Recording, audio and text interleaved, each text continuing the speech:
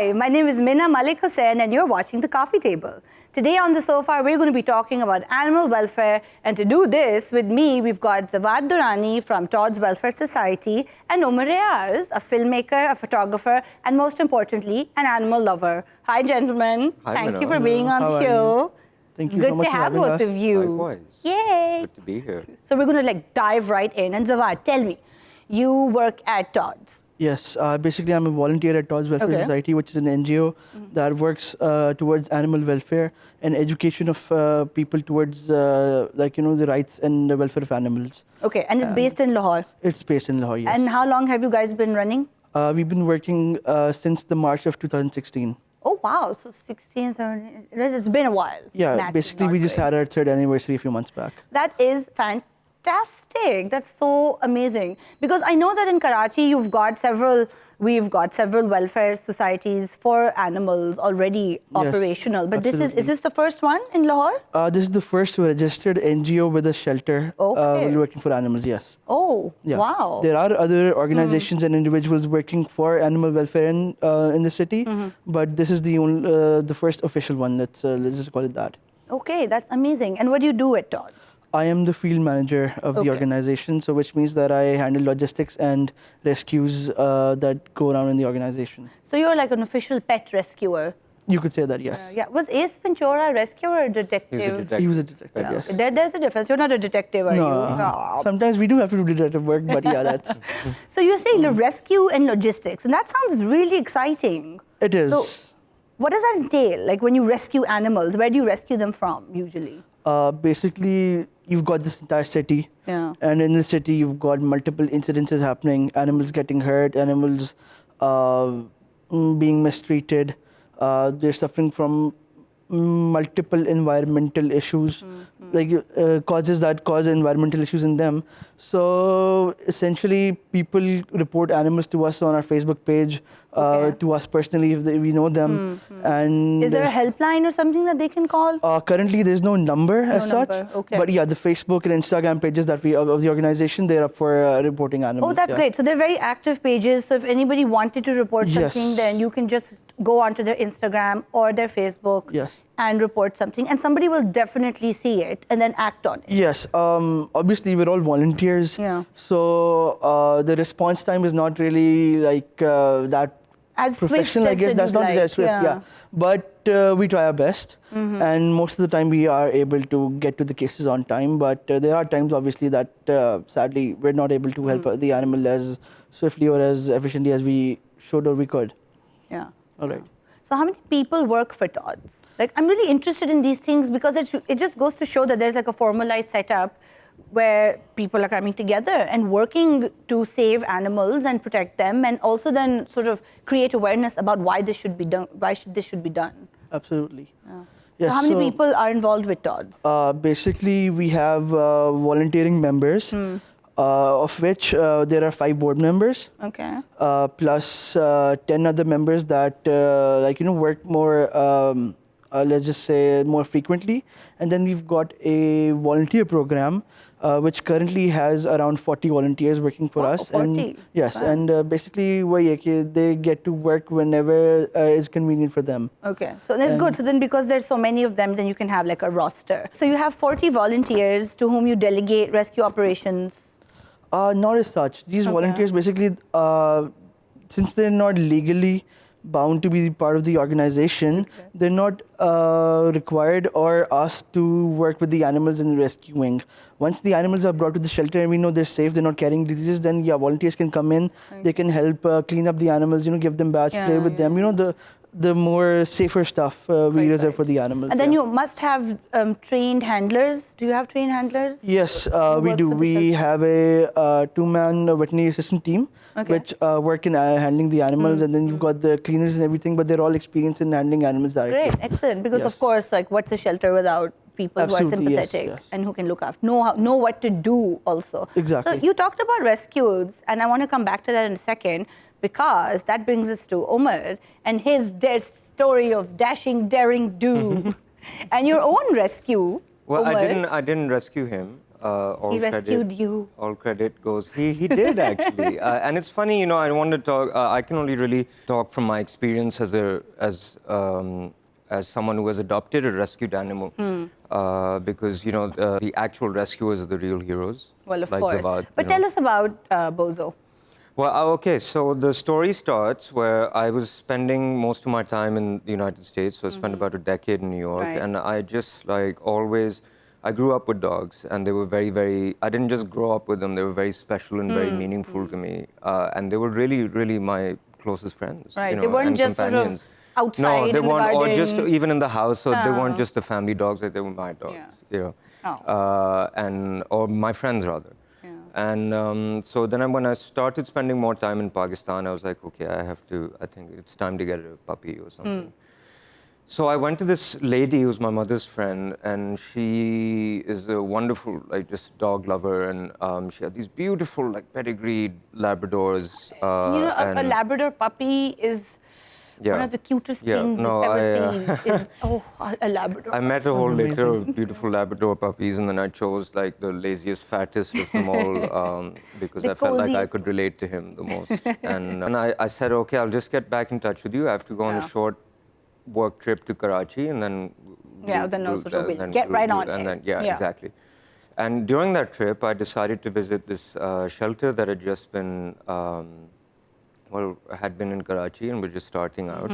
And I went there, and I remember it had rained in Karachi. Right. Which is also quite rare for Karachi, It's novel, isn't it? and it causes mass chaos, confusion, anarchy, you know. And the shelter was moving spaces, so this was a temporary shelter. And just moving animals from one space to another, that must be crazy. That is. Moving animals, and also like there was, my prevalent memory was just mud.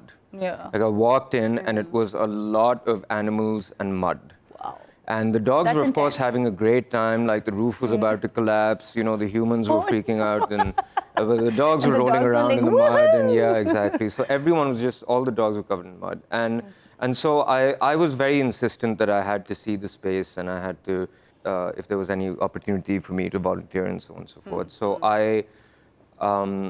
wherever I went in the shelter space, I didn't realize there was this dog covered in mud following me everywhere. One Really? dog. Yeah. So they were just like this muddy shadow walking behind you, like, hello. And I wouldn't even realize, because I would just be like, okay, that's wonderful. So here's the donkey pen and everything. And then I just see, and he's just standing with me. And I felt a connection. And that's really what I want to say, that, you know, if you're looking to adopt, it's not just you who adopts the animal, or the dog or the cat or whatever. It's the animal also adopts you. At least that's what I can say from my experience. That's so lovely. Because it was just meant to be, and I just knew in that moment that you've kind of like you found each other, like literally. Yeah. And the next day I called the shelter, and I'm like, you know, so what's that dog's name that was following me around? Okay, Bozo, I like that name. So he already had a name. And how old was he? Was he a little dog, or was he like a big grown-up dog? Big dog. Like an adult dog. Bigger than a Labrador. Oh wow! And he wasn't. He was about German Shepherd size. He was like a proper full size. But young. I would say about 2 to 3 years old. Okay, that's not bad. Yeah. Yeah, and then how did you? So he's a Karachi dog. He's a Karachi dog. And then you brought him to Lahore. How did he get to Lahore? He came via PIA cargo. Wow, fancy. So the animals go in the cargo hold. Yeah. So, Zawad, you do rescues. So does it? I'm like, now I'm imagining you in like a car, and you're like, you screech up to someone's house, and you bang on the gate, and you're like, you're mistreating an animal. Give it to us. Is that how it happens? I would like to say that that's just of it, but yes, like it's similar to that, but it's more like we don't have people reporting animals in their house, or somebody saying that we're hearing noises from this house, because we have no authority like that. Of course, but you're not the police. Exactly. So we cannot go up to a house and tell an owner, okay, you're mistreating your dog, and we're taking it away. Because then we'd be up for an FIR, and we'd be getting penalized for that. Again, you don't have any sort of legal jurisdiction to do that, unfortunately. Yep. But regardless, people report us rescues injured animals in the streets. So that's where most of our work is. Rural, urban areas of Lahore. somebody will be traveling across the road, they see an accident, an animal getting injured, they'll call us. They see a dog who's been through, after the rain season, the humidity, there's fungus problems. Right, so right. they see a dog with skin problem, Yes. they'll call us. So it's they get like the things like mange and they these. get all their fur drops off and it's really terrible. Yeah. So ringworm, mange, scabies, diseases like this. So they tend to spread in the more moist environments. Yeah. So yeah, after. So that's really great. So that even if you see an animal that you think needs help and you can't help them, and oftentimes you don't even know how to do it, instead of calling the vet, who again, what can a vet do beyond a limited amount? So if they were to just call Todd's and you guys can just come and take them back home. That's great. And then your vets have a look at them and then they just live with Todd's then. Why is it called Todd's? It's called Todd's because our president, Kiran, when she started TWS, she started in the memory of her dog, Todd. Oh, so Todd was a dog. He was a dog. And Kiran, when she was in university 6 to 7 years back, she lost her dog. Actually, this was she was in her A-levels. And basically, her dog went out of the house and was never seen again. Oh, no. Yeah, it was a white Russian Samoyed, and obviously she was distraught, and that basically messed with her personal life, her educational life. It's so traumatic. I read somewhere that losing a pet has the same impact on family members as losing any member of a family. So there's something to be said for that. It depends on how you thought of the animal when it was there, when it was alive. Yeah. If you didn't hold it in that regard, so obviously you'll be unaffected. But for those people like us who are animal lovers, who are actually affected by the life or death of an animal, they will get distraught, they will get affected. So what motivated you to volunteer with Todd's? Basically, around 4 years ago, a dog was shot in front of my house. And I, being a person who was not that experienced handling with strays, I couldn't do anything. I honestly was even scared to approach a dog that was dying because I did not have enough experience with dogs, and I was scared. I was scared of getting bit, and that's obviously understandable. Yes. Right. So that's when I decided that I think it's time to, because I've always been an animal lover. I've always wanted to be a zoologist when I was a kid. Really? Yes. How lovely. Yes, that didn't work out so well, but well, now you're doing a BBA, but who knows? There's still many years in future. Yes, absolutely. So yeah, I saw the dog, I saw it was dying, and honestly, I couldn't do anything. By the time I could get any help from any person, the dog was dead. So couldn't do anything with that dog. Yeah. But from that moment on, I decided that I wanted to create my own organization. In the next few months, I started working towards that, doing my research. While I was doing that, I was working with my friend Ahmed, who also was an animal lover, and he rescued a kite that had fallen out of the sky. Right. It's a type of an eagle. Yes. And being animal lovers, we decided we'd do our own thing. Yeah. While we were doing the research, we were contacting people on local Facebook pages. And sort of trying to find allies and people that you could rally to the cause. Exactly. Yeah. So TWS had already been created at that point. Okay. My friend, he found Kiran. He got in contact with her, and he got us added into their WhatsApp group, and that's where it all started. How great! So kindred spirits came together. Exactly. It was all about getting your pulling in your resources, your abilities together to work for one single cause. Zawad, hold that thought. We're just going to take a little break, and we'll be back in 2 seconds. Don't go anywhere.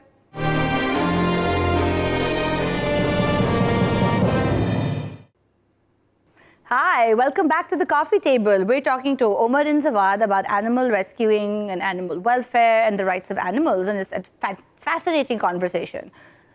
But the interesting thing is that in terms of animal activism or loving animals or caring for their welfare, you don't necessarily have to have a pet. You don't necessarily have to be somebody who's completely comfortable with animals. I personally am scared of many dogs I meet. And once I was cycling when I was around 8 in my neighborhood, and a dog chased me, and it was terrifying. And he was playing with me, but I was just a kid, and he kept running after me. And I was like, stop, stop. But that kind of instilled in me a certain fear of a certain size of dog. But that doesn't stop me from caring about their welfare and worrying about animals who are mistreated. And many times, people who are beating up their donkeys, and me or my kids will lean out of our window and be like, stop it, stop it. Because I really feel like it's just basic humanity, really. to care for living Absolutely, things. yes. And so many times, even in developing countries, people talk about how people and human beings are in such dire straits. Then caring about animals shouldn't be a priority. Exactly, we get that question a lot. Yeah. People, they'll say that will tell us we're doing a good job. But at the same time, they'll go like, "Why aren't you working for humans?" They'll say things like, "In this country, where humans don't get the basic respect." Yes. How or even can things like you- shelter or Exactly. healthcare. Exactly. Then why do you have a Right. dog? Why do you have a dog doctor when even humans don't have access Exactly. to doctors? Right. So my reply for that is that God made us superior to all beings, but Quite. that does not mean that we control them or we benefit with them. Right. It means that we've got the superior intellect, so we think for them, we help them, we develop with them, not while stepping on them. Quite right. Like if you've got power, then you need to help the powerless. So if you've got a Exactly. voice, you help the voiceless. And, And I have something to say about Yes. that, Mina, because I've also encountered this argument a lot, not in a personal capacity, but generally. And I think it's so absurd because, just look at the numbers, for instance. Right. There's 200 million people in this country, and most of them are in some kind of need, right? Yes. But there's also 200 million people who are part of an ecosystem which has trees, which has all kinds of living beings, which has animals and so on and so forth. Absolutely. So, if there are people like Zawad, who are in the minority in this country helping animals, then why not, Yeah, and There's more, the more than better. enough people to help human beings. So my argument to anyone who says that, why are you so into animals and so on and so forth, is just like, you want to help humans, sure. Yeah. Nobody's stopping you. Yeah. You don't. But There's no just one cause. Yeah. If someone wants to, say, devote their life to planting trees, then they should do that. Because that Absolutely. is part of a complete community. That's what makes a society, a nation, so on and so forth, is when Essentially, that's the different ecological people are balance doing, that creates the exactly. balance. When different people are doing different things, because we're all together in this mess, so to Exactly, speak. and I think that the idea of the ecosystem and an ecological imperative is so important because Absolutely. everything counts. If you're like when we were little, there were fireflies, and I don't think that little kids now, at least in this country, have seen fireflies at all. I mean, there used to be so many more butterflies and frogs and vultures. I remember on the way to Vultures, school, yeah. there would be so many vultures on the trees that line the canal, and we would be counting them. And I haven't seen a vulture in years. The other day I saw a ladybug, and it was at least 2 decades since I saw my last ladybug. Really? Yeah. Okay, well, we still have ladybugs in Okay. our garden. I haven't seen a firefly for, Yeah. I can't remember when I neither. last saw one. You remember, I don't know, well, you seem quite young, but we used to catch them in jam jars. Thank you, Mina. Is that, I could use a compliment on my youth as well, You are young for your age, Umar. I'm young at heart, hopefully. Yeah. So, Umar, tell me about how you put your artistic skills to use. And you did a whole exhibition of animal portraits. I didn't. I've done a few actually now. Yeah, more than one. So I took portraits of humans, and then one fine day I had an idea, and there was again a kind of shelter need of Right. pictures. So I was like, well, they just wanted pictures, and I thought that, well, why don't I photograph animals the way that I photograph humans, with the same Quite kind right. of lighting, Yeah. same kind of background, and so on and so forth. And what a novel idea to sort of, by doing that, by putting animals in that frame, it's bringing them on a level. Well, obviously, you're not saying they're humans, but it's a different way to look at them. Well, the idea is As that long- it's the idea of the soul, Yeah. Because you want to show that this is a living being which has a soul, much Yes, like human beings, absolutely. So the way that human beings photograph or come on camera, animals are the same way. You just have to catch that little moment which reveals what's on the inside. Quite right. And anybody who interacts with animals, and sure, like Zawad, of course, is that they do have feelings. Like they laugh, they smile, they get upset, they look guilty. That's absolutely true, All yes. of that happens. Dogs go through, dogs get affected by trauma, just like human beings are, and that's what often leads to aggressive behavior. I'm sure Zawad can. Yes. And I remember agree that with you did so much work with Bozo as well because he had his own trauma. Yeah, I really want to talk about that because Yeah. the problem with a lot of adoptions is that there is a kind of steep learning curve, so to speak, for Right. both the animal and the human Yes. in the equation. I right? can imagine, especially with a dog that's not a puppy. Yeah, exactly. So, there are going to be accidents, there's going to be bad behavior, there is a steep curve, Right. And honestly, so Bozo, for instance, had a nipping issue. Okay. And I think nipping is because there's a teething phase for puppies, and the mother weans them off the teething Right. phase Okay. eventually. And he didn't have a mother. I don't know we don't know his background. Plus, So, they normally when in a litter they get to play with each other, and Yeah. the nipping goes off that way. So they get learn really, on really their tough. siblings. Exactly. But if you get separated from your siblings, then you Exactly. didn't They have. they like find a- other ways. So they chew on stuff. They'll bite your hand. It's not really a bite. It's more of a nip. But yeah, It's not dangerous. Exactly, it's so not if a puppy dangerous. kind of gives you a little nibble, it's nothing to worry about. It's very normal for them to do that. Yeah, so Bozo had a nipping problem, and it got so bad that I got nipped pretty much everywhere. gosh. I got so bad that I went on to Facebook and I asked this pet forum, Yeah. what do I do? And there was one very kind of pacifist animal lover who was a wonderful person that I got to know later Yeah. on as well. And she said that, you know what?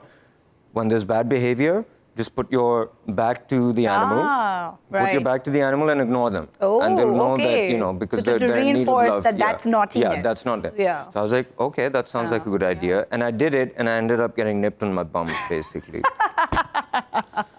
Oh dear. But it just goes to show that Bozo is an intelligent animal. And a lot of times people are like, well, animals aren't smart and they don't feel things the way other creatures Well, feel it goes to things. show So that I haven't they're been smart. nipped, and I've had him for about 2.5 years now, Yeah. and I haven't been nipped in at least a year and a half in any way. That's you know. right, That's 'cause pretty good. he It goes to learned. show kids Exactly. that they learn.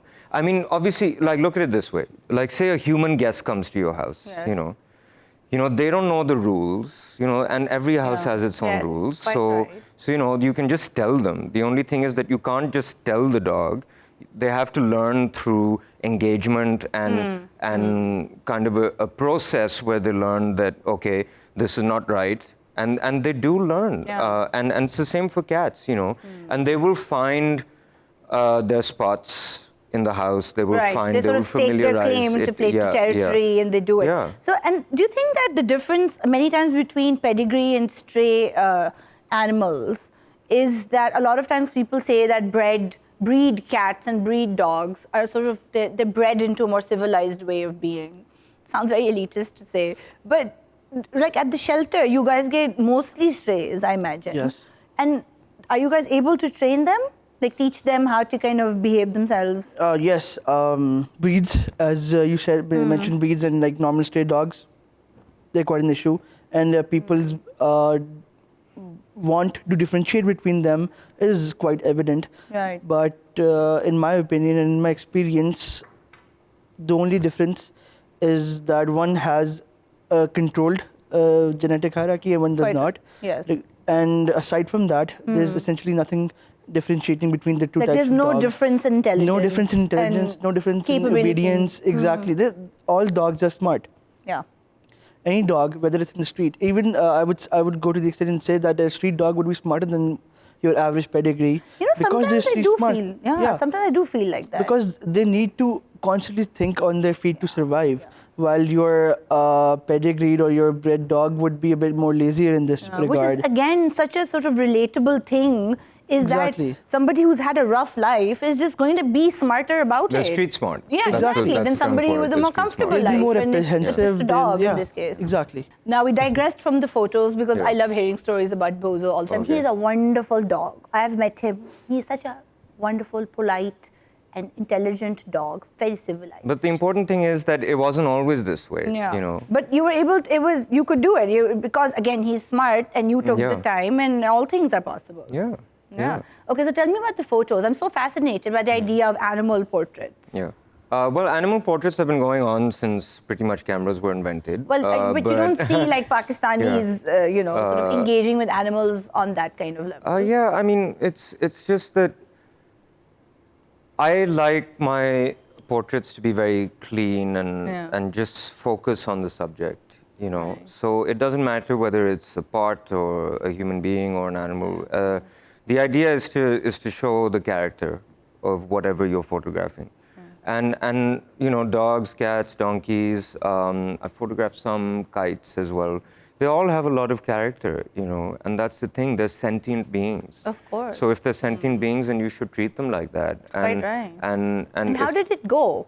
How was the response? Were people interested? Were they into that? The response was great, Yeah. you know, and. Wow. And you did it in a proper art gallery? Yes. So we did it in Nice. galleries, and I was told very politely that even though they liked my material, paintings are sold more than photographs. Okay. Generally in the art world, at least here. Okay. And I was told very politely that they didn't see anyone purchasing photographs of dogs, cats, donkeys, you know. Yeah, and they were all like really... Let alone they were all- shelter ones, you know, someone has an infection, someone has 3 legs, you know, stuff like that. But we almost sold out, and Wow. in 2 days we raised quite a bit for an animal charity. And That's fantastic. and I felt very vindicated because I always knew, you know, because it's just, again, you know, it's like it's if there is character or kind of a hint of a soul in your work, you know, it's a very natural human response to connect with it, you know. So say, a lot of children actually came to the exhibition, and usually, you know, my work, it's not very child-friendly, Usual, but... yeah. Oh, that's so it's not nice. very And were they the ones child-friendly, who and were I like, was- we I was- want that one? Yeah. Yeah? There quite a few pieces were sold because the kids came and they're like, well, we want that. That one. And they're like, well, I don't know if I can say my prayers with like a dog staring at me and stuff like that, but I still want it. You know, I want it for my room and stuff like that. That's so wonderful. And little how children, heartening. like about yay high, you know. Oh, that's so lovely. And how but- heartening to see that kids are getting involved with causes like these, and they have empathy, and you know, it's quite. But it's really the power of storytelling, you know. I think I mean, that's what I do. I'm not, you know, people like Zawad are the real heroes who actually go out and rescue and get dirty and experience wrestle loss the and stuff animals like into that. their cars You know, and into the van. Yeah, They have a van, rescue yeah. van, Yes, which I we find do. fascinating. I want to go on that rescue van one day. Be like, yeah, because you know, Freddy Cat got a dog, and now Freddy Cat is no longer that Freddy. Good. I had a dog. Don't you have several dogs? Well, yeah, I do. They live in Yeah. my house. Yeah. I'm not In the their sole caretaker. compound, yeah. Yeah. But it's great. We have so many, and the Yeah. children love it. It's the most wonderful experience for them. And on that note, we are going to talk more about that. But you guys are going to go on a break, and we'll see you in like a second. Don't go away.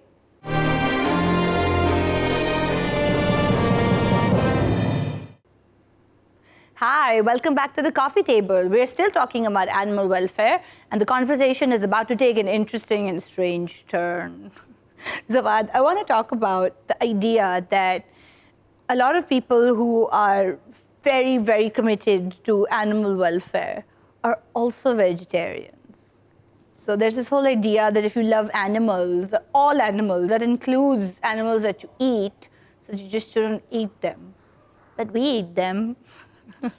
How does one reconcile loving animals, which means that if you love animals, you love all the animals, even the animals you eat?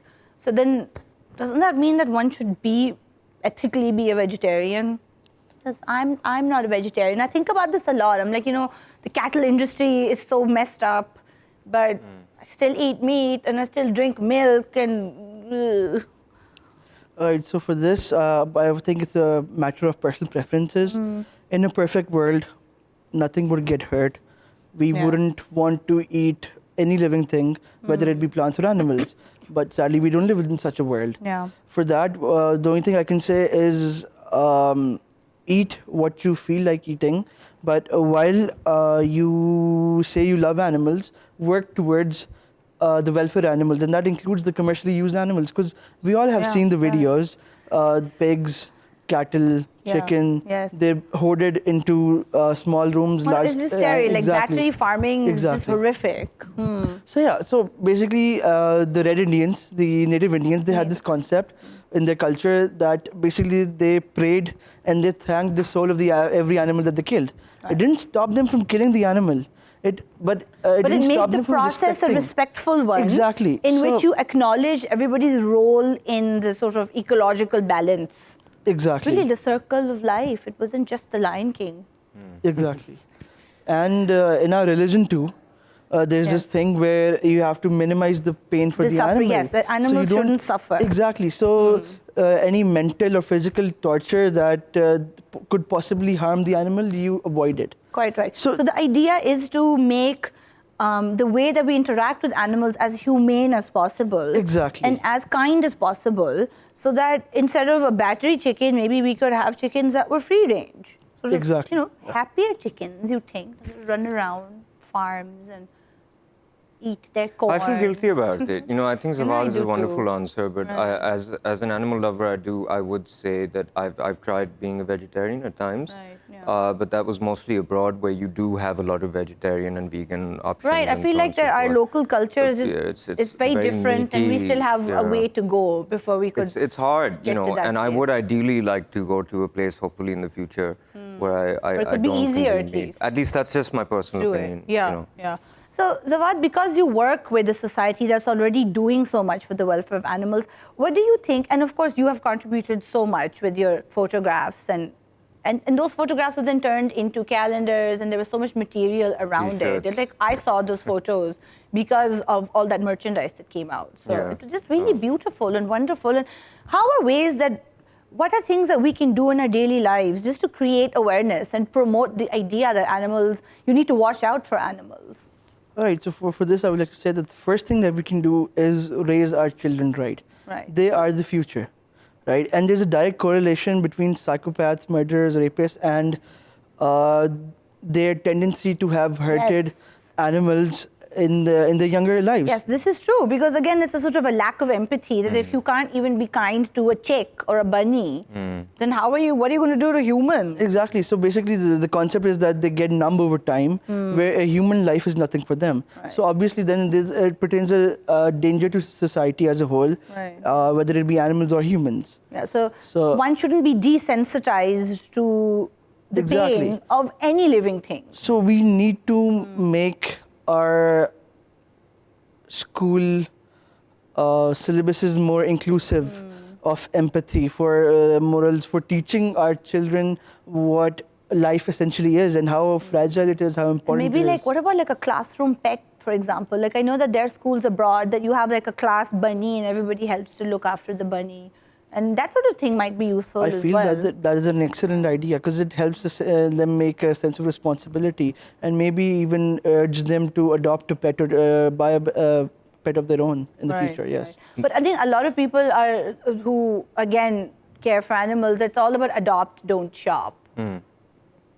And maybe that thing is also important. Well, it's just you try to do your bit, Right. And it's just that the argument is that if there's so many wonderful animals there who would like to love you, and be loved in return, then, because, a lot of people think that, okay, they kind of, I don't think it's right to see a living being as a commodity, because there's some people like, okay, I want this dog and I want this breed and I want this color and I want this. And sometimes, I learned from my experience, I was about to get a pedigreed puppy. Yes, quite right. And then I just made a connection, and it's a very, very strong connection, and it's one that has to be earned over time. And that's what, you see, because the challenges of a rescue dog, say, Are are higher. about here. But then once you get over that hump, which I talked about, the rewards are like here, or even immense. higher than that. Right. Because, now like my dog sleeps with me sometimes, is just around. It's just, and dog, whether it's a dog or a cat or whatever pet you want, Right. It's just so important to have that connection, Oh, yeah, especially and to from be, an early age. and to be open to the idea of that connection as Yeah. well. That you can be friends with an animal, Yeah. and you can make that connection with an animal. And again, from like being chased by a dog, then I had my own dog, and it was really wonderful. As a child, it was one of the best things that my parents did. Was I mean, to it's get us a unconditional dog. love, Right. It's It really unconditional is, love. That doesn't mean that there's no responsibility. There's a lot of responsibility, but it's extremely therapeutic, and that's why now dogs especially are being used in everything from. We know that they're used at airports. We know that they're used for And those are work police dogs. purposes. Those are work Like dogs. sniffer dogs. But now dogs can also tell if you're about to have a seizure. Wow, they can be trained Dogs- to do yes. that. Dogs can tell if if you're a diabetic, they can tell when your sugar is too high. They're even training dogs to, be able to detect or sniff cancer cells, because it's all because Cancer cells, wow. Cancer cells developing that's in next your level. body, yeah. Wow. And the idea of dog therapy is being used. Quite right, for like mental health as well. Mental health. Having it's like what is it called? An aid dog. I don't think that's what they call therapy it. dog. A therapy dog. Therapy Right, dog, right. yeah. Because, and even in Pakistan, we don't have seeing eye dogs, for example. The ones that are trained to help people who are visually impaired or even hearing impaired. They have a guide dog often. Even if somebody did, it's as I said before, our society is not that inclusive. Quite so right. even if somebody had a seeing eye dog, what are the places they would actually be able to take that dog? Yes, Most that's of the true. area, public roads, that's about it. Somebody they know their houses, that's about it. Yeah. No public place would allow them, no school, no nothing. So that's something that we need to overcome and That's need challenging. to work on. Yes. That's a taboo that we need to address. Exactly. And even like with kids with autism, for example, benefit greatly from having a pet or interacting with I think all animals. kinds of children, basically. Yeah, they're in general very they boost confidence for kids. Yes. Yeah, they make them more empathetic, confident, and everything. And more responsible as well. Exactly. You're responsible for the well-being of this animal, cat or dog, and that's also really special. Zawad, are you a dog person or a cat person or a donkey person? I'm an everything person, but if I had to say one thing, I'd say dogs, which is kind of like a betrayal because I have 4 cats. Oh. So, yeah. What are their names? There's Arya, there's Ozzy, there's Brand Graphite, and then there's this little one that I got a week back. Her name is Cookie. Oh, Yeah. that's so lovely. Do they get along? They tend to avoid each Who's other. the boss of them all? Okay, that's Ozzy. He's a Persian that I found at DHA Phase 5. I found him almost dead on the road. So yeah, he was recovering from jaundice. So Wow. yeah. Oh my gosh. So and then now- somebody like just lost a Persian cat. And I guess they that's didn't what look happened. for They it. either abandoned it or he had run away from the house and he started suffering from the disease and he couldn't cut it. Whatever happened, I found him on the road. I actually was. I thought it was dead. I was dead. Yeah. And then when I saw the heartbeat, I took him to the vet. The vet told me that he didn't have much of a chance. Yeah. His jaundice had spread to his brain. So, Oh my but gosh. after a few months of hard work from the vets, he's actually And the you? alpha of my area. He's Wow. a fully bred Persian. He's a triple coat Persian, and he's not scared of other cats. Because And he's the king. Exactly. He's this grey, thin little thing with a lot of hair on him. And he's got a very low-pitched voice. Oh, he's like, really? "Meow." He's like a very low-pitched voice, and he still manages to scare all the other cats. Wow, he doesn't even have to raise his voice. And he's Exactly. the dawn of the neighborhood. Exactly. So that's amazing to see, and that also, coming to breeds. The ability of a breed to survive does not depend on if it's a stray or a pedigreed animal. Right, right. It will survive if it is given the right, what's the word for it? Choices, I guess, the environmental pressures, I guess. So, yeah. Because if you hadn't found him, he would have died. He would have died, and that, yes. And in that moment, it didn't matter that he was a stray or that he was a triple coat Persian. Exactly. He was just an animal who needed help. Yeah, and it's all about giving them that chance. You can't spoon feed the animal all the way, right? But you can give them that little push that they need to survive. A fighting and that's chance. essentially what TWS does. Yeah. Wow, that's so great. Put my hand on my mic. So, Umar, you have a dog, but I'm still going to ask you, are you a dog person or a cat person? I didn't ask donkey because these guys have donkeys at the shelter and you don't have a donkey. I don't have a donkey, sadly. No, you don't have a donkey. No. They're really cute, but though. I would love find a cow. their faces are a cow. I would love a cow. Yeah. Like a buffalo? I like those really shaggy, Like Jersey the cows. big cows. Yeah. Those like foreign-looking ones. Yeah, there's actually Called buttercup. there's actually a great. Have you seen Goodness Gracious Me? Yeah. There's a great episode where there's this Desi family and of they course. adopt a cow instead of a pet, I and then haven't they seen have that. to have, and then they have to have like like a cat flap. Yeah. So they have a cow flap, which is about the size of the whole door, and then the cow passes away, and you know how they bury little animals in a shoebox or something, Yeah, yeah. and the shoebox is like cow Oh. size. And it's quite something, but. At least they didn't try to flush it down the toilet. Yeah, oh like my God, goldfish. people like do that? goldfish. Oh, like goldfish, Yeah. okay. Like I didn't some know that, people yeah. do that. What kind of people are you associating with? I don't know, but it's a thing. Yeah, it is a thing. People like, flush, I've seen it in films. Yeah, exactly. Like, See, pop culture references, like, people do that. Like Home Alone or something. Exactly. Like, oh, the goldfish Exactly. died. Yeah. Or Toy Story, you Toilet. got that. God. Exactly, Toy Story. Fish are really tricky. Have you ever kept fish? I have kept fish. Really? Yes. Have you kept fish? Yep. I used to have had an fish. I had a aquarium. bunch of goldfish. It was really hard to keep fish alive. Well, I think caring for any animal requires a level of commitment. yes. It's the same thing. It's about responsibility and rewards, you know. Yeah. So you go up to a certain level of responsibility and then the rewards will be But the rewards are like immense. Yeah. And on this note of happiness and rewards, thank you so much, both of Thank you, you, for Mina. coming No on the problem. show Thank you for and having giving us. us such valuable insights into animal welfare. And I hope that all of you watching are considering getting a pet. But remember, with great power comes great responsibility, but also lots of love. Thank you so much for watching, and we'll see you next time. Bye.